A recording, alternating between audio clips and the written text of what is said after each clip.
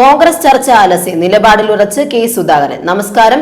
ഈ ദിവസത്തെ ഏറ്റവും പ്രധാനപ്പെട്ട വാർത്താ വിശേഷങ്ങളുമായി ജനകം ടോപ്പ് 10 ന്യൂസിലേക്ക് സ്വാഗതം. സിറ്റിംഗ് എംപിമാർ മത്സരിക്കുന്നതിനെ സംബന്ധിച്ച് ഇന്ന് നടന്ന കോൺഗ്രസ് ചർച്ചയിലും സമവായമായില്ല. എംപിമാരായ കെ സുധാകരനും അടൂർ പ്രകാശുമാണ് സീറ്റ് കിട്ടിയേ തീരൂ എന്ന നിലപാടിൽ ഉറച്ചു നിൽക്കുന്നത്. ഇവർക്ക് സീറ്റ് നൽകുകയാണെങ്കിൽ തനിക്കും സീറ്റ് വേണമെന്നാണ് NK രാഘവൻ എംപിയുടെ വാദം. എന്നാൽ തനിക്ക് മത്സരിക്കണമെന്നും സംസ്ഥാന രാഷ്ട്രീയത്തിൽ പോകണമെന്നുമുള്ള നിലപാട് ഉറപ്പിച്ചാണ് കെ സുധാകരൻ നിൽക്കുന്നത്. മത്സരിക്കണമെന്ന കടുത്ത തീരുമാനം കെ സുധാകരൻ എടുത്തിരിക്കുന്നതോടെ ഇനി അടുത്ത നീക്കം നിർണായകമാണ്. നിയമസഭാ തെരഞ്ഞെടുപ്പിന്റെ നാമനിർദ്ദേശ പത്രിക സമർപ്പണ തീയതി നീട്ടണമെന്ന് CPI സംസ്ഥാന സെക്രട്ടറി ബിനോയ് വിശ്വം. തെരഞ്ഞെടുപ്പിന്റെ പ്രഖ്യാപിത ഷെഡ്യൂൾ പ്രകാരം നാമനിർദ്ദേശ പത്രിക സമർപ്പിക്കാനുള്ള അവസാന തീയതി മാർച്ച് 23 മാർച്ച് 20 ഈദുൽ ഫിത്തർ അവധിയും മാർച്ച് 22 ഞായറാഴ്ചയും ആയതുകൊണ്ട് 2 അവധി ദിവസങ്ങളാൽ നാമനിർദ്ദേശ പത്രിക സമർപ്പിക്കുന്നതിന് ലഭ്യമാകുന്ന ദിവസം ഗണ്യമായി കുറയുന്നു. ഇത് അനാവശ്യ ആശങ്കക്കുഴപ്പവും അസൗകര്യവുമാണ് തെരഞ്ഞെടുപ്പിൽ മത്സരിക്കുന്ന സ്ഥാനാർത്ഥികൾക്ക് ഉണ്ടാക്കുന്നതെന്ന് അദ്ദേഹം പറഞ്ഞു. ചാത്തന്നൂരിൽ സീറ്റ് തിരിച്ചെടുത്ത കോൺഗ്രസ് നടപടിയിൽ കടുത്ത അതൃപ്തി രേഖപ്പെടുത്തി ഫോർവേഡ് ബ്ലോക്ക് നേതൃത്വം.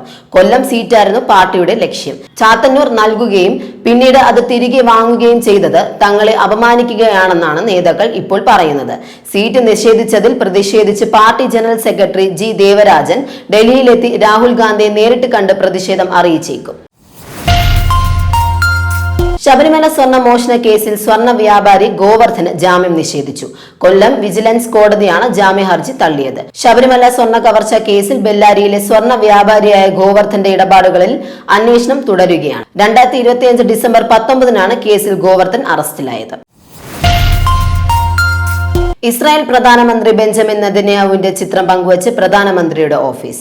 ചൊവ്വാഴ്ച ഔദ്യോഗിക X അക്കൗണ്ടിലാണ് ചിത്രം പങ്കുവച്ചത്. ഇറാൻ നേതൃത്വത്തിലെ മുതിർന്ന ഉദ്യോഗസ്ഥർക്കെതിരെ സൈനിക നടപടിക്ക് നേതൃത്വം നൽകുന്ന ബെഞ്ചമിൻ നെതന്യാഹുവിനെയാണ് ചിത്രത്തിൽ കാണിച്ചിരിക്കുന്നത്. അതേസമയം നെതന്യാഹുവിന്റെ ആരോഗ്യനിലയെക്കുറിച്ചുള്ള ഊഹാപോഹങ്ങൾക്കിടയിലാണ് സംഭവം.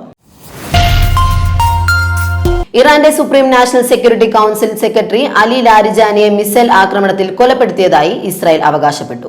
ഇറാന്റെ സൈനിക നയതന്ത്ര നീക്കങ്ങളെ ഏറ്റവും നിർണായക വ്യക്തിത്വമായ ലാരിജാനിയെ ലക്ഷ്യം വെച്ച് ഇന്ന് പുലർച്ചെയാണ് ഇസ്രായേൽ ആക്രമണം നടത്തിയത്. തെഹ്റാൻ, ഷിറാസ്, തബ്രീസ് എന്നീ നഗരങ്ങളിലെ മിസൈൽ നിർമ്മാണ കേന്ദ്രങ്ങൾക്കും സൈനിക താവളങ്ങൾക്കും നേരെ ഒരേ സമയം വ്യോമാക്രമണം നടന്നു.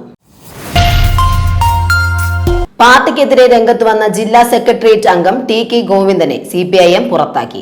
ജില്ലാ സെക്രട്ടറി KK രാഗേഷാണ് ഗോവിന്ദനെ പുറത്താക്കിയതായി പ്രഖ്യാപിച്ചത്. പാർട്ടിക്കെതിരെ പച്ച നുണയാണ് TK ഗോവിന്ദൻ പറഞ്ഞത്. TK ഗോവിന്ദൻ എക്സ് കമ്മ്യൂണിസ്റ്റ് ആണെന്നും രാഗേഷ് കുറ്റപ്പെടുത്തി. PK ശ്യാമളയുടെ സ്ഥാനാർത്ഥിത്വം സംബന്ധിച്ച് ഗോവിന്ദൻ ഉന്നയിച്ച വിമർശനങ്ങളും രാഗേഷ് തള്ളി. കൊടുങ്ങല്ലൂർ നിയമസഭാ മണ്ഡലത്തിൽ BJP ഉപാധ്യക്ഷൻ B ഗോപാലകൃഷ്ണനെ വെട്ടി സംസ്ഥാന നേതൃത്വം. ഗോപാലകൃഷ്ണൻ പ്രചാരണം നിർത്തിവെക്കണമെന്ന് BJP സംസ്ഥാന നേതൃത്വം അറിയിച്ചതായാണ് സൂചന. ഈ സീറ്റ് 2020 നൽകിയേക്കും. കൊടുങ്ങല്ലൂരിൽ B ഗോപാലകൃഷ്ണൻ സ്ഥാനാർത്ഥിത്വം ഏറെക്കുറെ ഉറപ്പിച്ചിരുന്നു. B ഗോപാലകൃഷ്ണനായി ചുവരെഴുത്ത് പ്രചാരണവും തുടങ്ങിയിരുന്നു. ഇതിനിടയിലാണ് സീറ്റിനായി ഘടകകക്ഷികൾ രംഗത്തെത്തിയത്. ഡോക്ടർ വന്ദനാദാസിനെ കൊലപ്പെടുത്തിയ കേസിൽ പ്രതി സന്ദീപ് കുറ്റക്കാരൻ. കൊട്ടാരക്കര 1ാം ക്ലാസ് മജിസ്ട്രേറ്റ് കോടതിയാണ് കേസിൽ സന്ദീപ് കുറ്റക്കാരനാണെന്ന് കണ്ടെത്തിയത്. 2023 മെയ് 10 കൊട്ടാരക്കര താലൂക്ക് ആശുപത്രിയിലെ അത്യാഹിത വിഭാഗത്തിൽ വെച്ച് വന്ദന കൊല്ലപ്പെട്ടത്. കൊല്ലം ക്രൈംബ്രാഞ്ച് DYSP ആണ് കേസിൽ കുറ്റപത്രം സമർപ്പിച്ചത്. അഫ്ഗാൻ തലസ്ഥാനമായ കാബൂളിൽ പാകിസ്ഥാൻ ആക്രമണം. 400 പേർ കൊല്ലപ്പെട്ടെന്നാണ് പ്രാഥമിക കണക്ക്. 2000 കട്ടിലുകളുള്ള ആശുപത്രിയെ ലക്ഷ്യമാക്കിയായിരുന്നു പാകിസ്ഥാൻ ആക്രമണം.